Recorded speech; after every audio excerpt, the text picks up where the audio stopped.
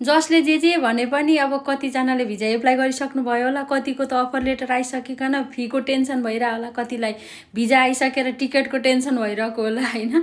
मान्छेलाई हरेक ठाउँमा हरेक चिजको टेन्सन छ क्या, भयो पनि टेन्सन छ, नभए पनि टेन्सन छ। उता पनि भिजा कसरी लाग्ला भनेर पनि पिरै थियो, यता आइसकेपछि काम पाइएन भनेर नि पिरै हुन्छ। यो जिन्दगी मान्छेको चोला पिरै पिरमा जानी भयो, खोलै खोला। बुझ्नुभयो त? अब टेन्सन गरेर केही हुनेवाला छैन। अब जहाँ समस्या त्यहाँ उपाय भइहाल्छ।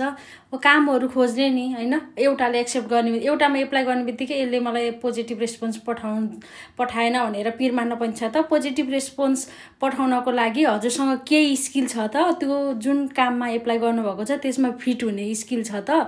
छैन नि हैन। त्यही भएर आफूले आफैलाई नै इम्प्रुभ गर्दै जानु।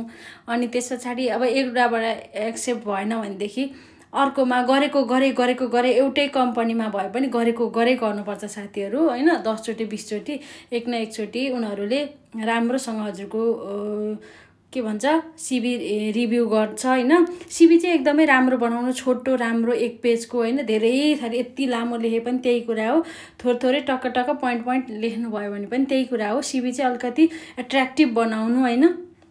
अनि त्यस पछाडि म के भन्छु भने अर्को कुरा चाहिँ जबहरू वेबसाइटमा मात्र धेरै फोकस नगर्नु। कम्पनी रेस्टुरेन्टहरूको होटलहरूको हैन सुरुमा गर्ने भनेको त्यस्तै हो।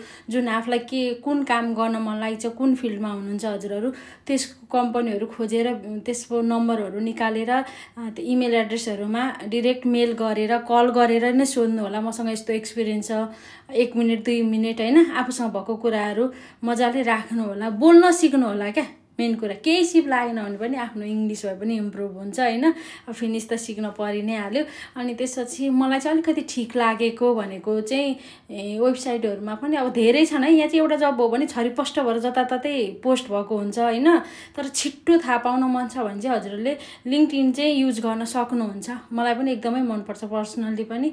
त्यसमा आफ्नो प्रोफाइलहरू राम्रो बनाएर कम्पनीहरू हुन्छ नि, जस्तो अब केएफसी बर्गर किङहरूमा जस्तो रेस्टुरेन्टहरू ठुलो चेन रेस्टुरेन्टहरू चाहिँ खोजेर फलो गर्नुभयो भने तिनीहरूको भ्याकेन्सीहरू चाहिँ छिट्टो नोटिफिकेसन अन गरेर राख्नुभयो भने छिट्टो आउँछ। अनि आउने बित्तिकै एप्लाई गरिहाल्न पायो नि त।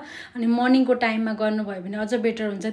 त्यसमा पोस्टहरू हेर्नुभयो भने पनि कति हेल्पफुल पोस्टहरू हालेको हुन्छ क्या। अनि आफ्नो एक्सपिरियन्सहरू पनि त्यसमा सेयर गर्नुभयो भने मान्छेहरूले भ्यू गर्छ। अनि हजुरको प्रोफाइल भ्यू भए पछाडि हजुरहरूलाई कुनै अब हायरिङ कम्पनीले हैन हेर्यो भनेदेखि हजुरको प्रोफाइल राम्रो लाग्यो भने त त्यहाँबाट नि त हायर गर्न सक्छ नि त। त्यही भएर प्रोफाइल चाहिँ एकदमै पर्फेक्ट बनाएर राख्नु होला क्या।